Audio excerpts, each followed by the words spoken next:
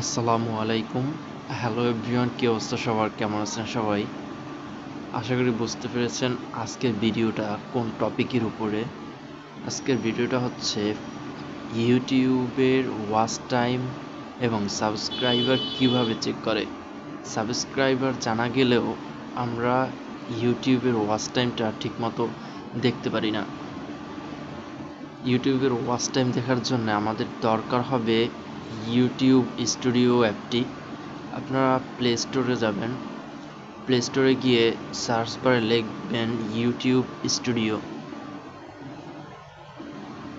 আমার এখানে লেখা আছে, আমি এই ইউটিউব স্টুডিও অ্যাপসটি ডাউনলোড করবেন। আমার ডাউনলোড করা আছে, আপনারা ডাউনলোড করে নেবেন। ডাউনলোড করার পরে ওপেনে চলে যাবেন।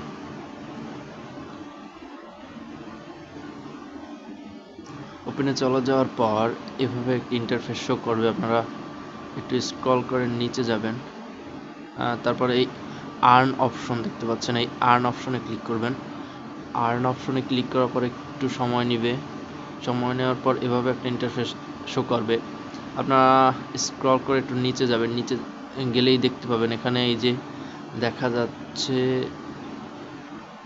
যে ওয়াচ টাইমটা আমার 0 আছে এবং সাবস্ক্রাইবার আছে 2টা।